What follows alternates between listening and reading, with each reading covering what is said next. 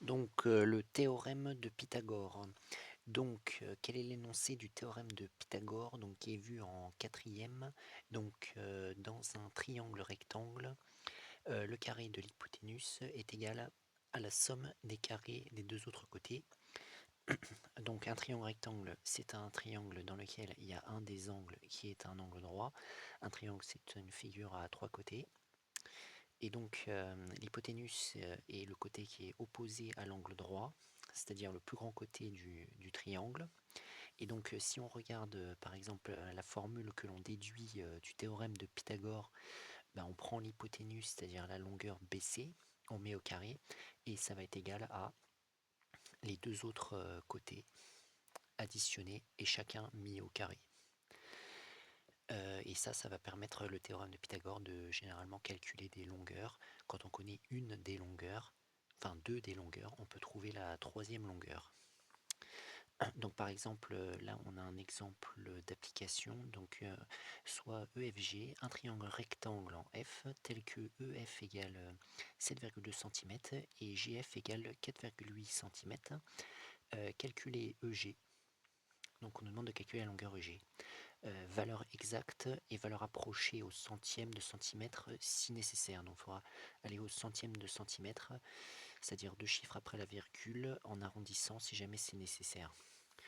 Déjà, ce qu'on peut faire, c'est un schéma, par exemple, à main levée de ce triangle rectangle pour se rendre compte de la situation. Bon, c'est pas obligatoire.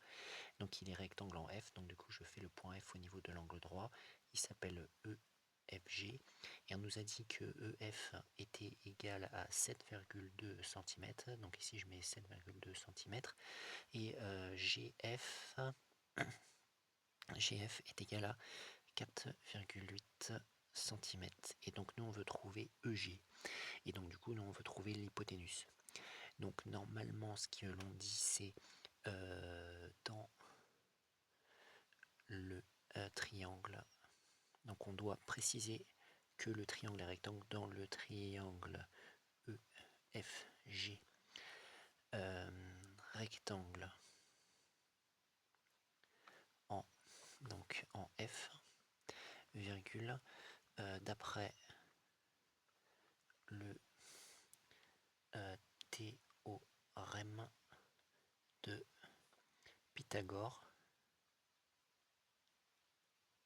deux points, et là on écrit la relation mathématique.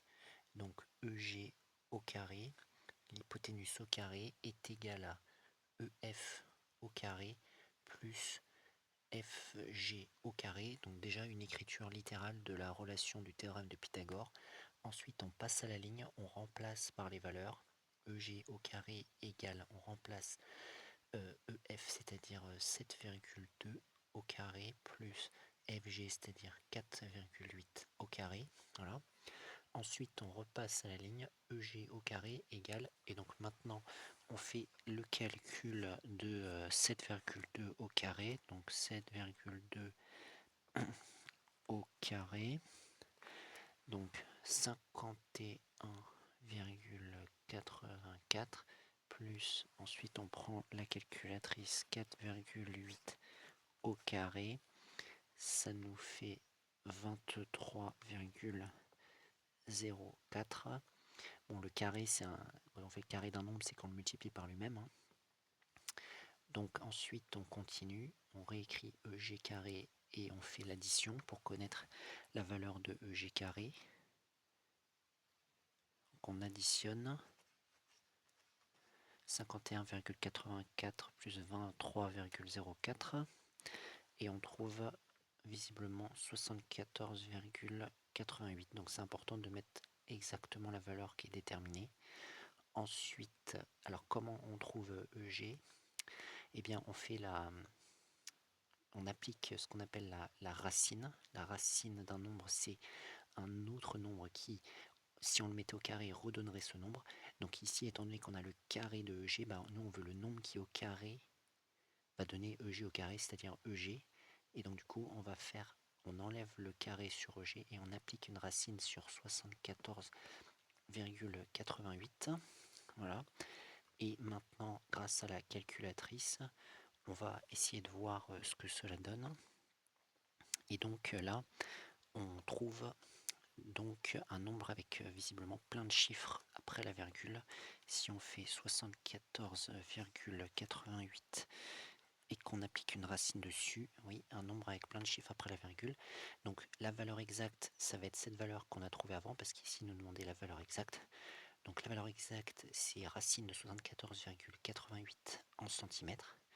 Et maintenant, si on veut la valeur approchée, au centième, comme c'est demandé, sachant que la calculatrice affiche 8,653, donc on s'arrête au centième, c'est-à-dire à deux chiffres après la virgule, ça fait 8,65 centimètres, et c'est une valeur approchée, donc ici il faut mettre environ, comme cela, voilà.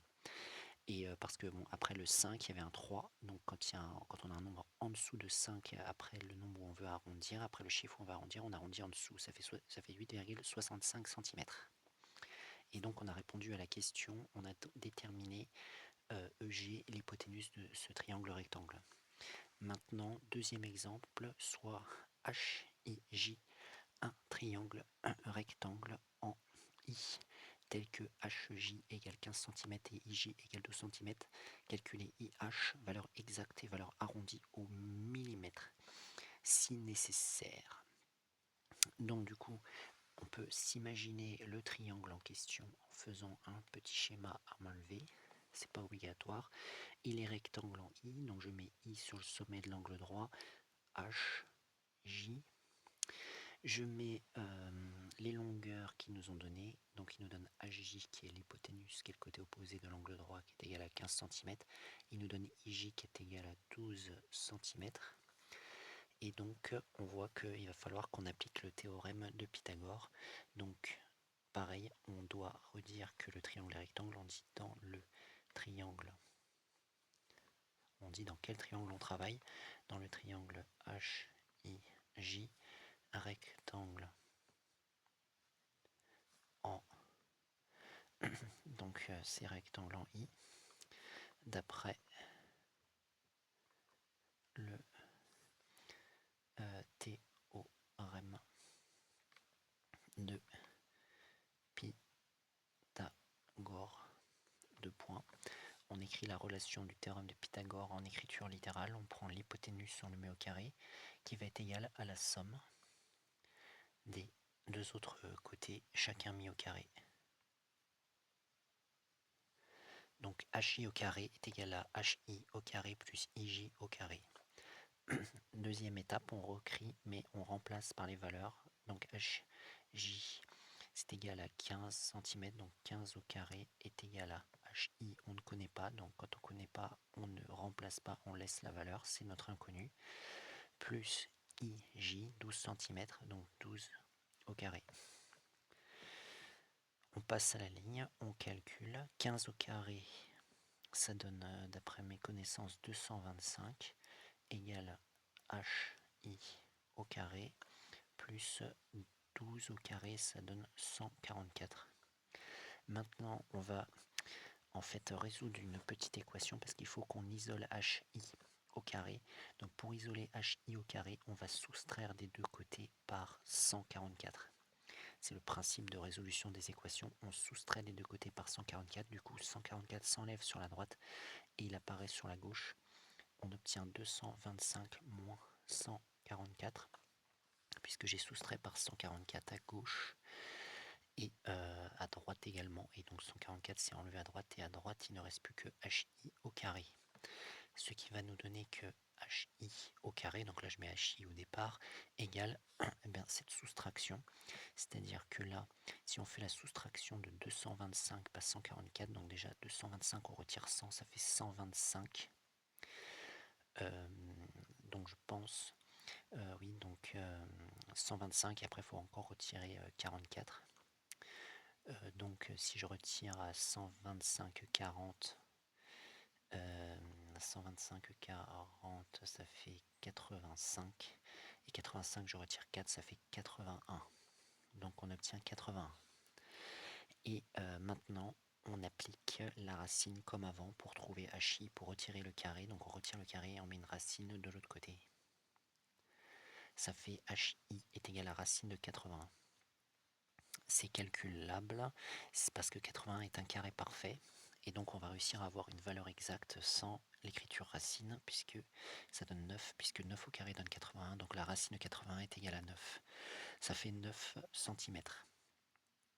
9 cm, donc on n'a pas besoin d'arrondir au millimètre si nécessaire, puisque on a directement la valeur exacte, inutile d'arrondir, et donc nous avons trouvé HI, c'est-à-dire ce côté ici de l'angle droit dans le triangle rectangle HIJ, et nous avons donc appliqué le théorème de Pythagore.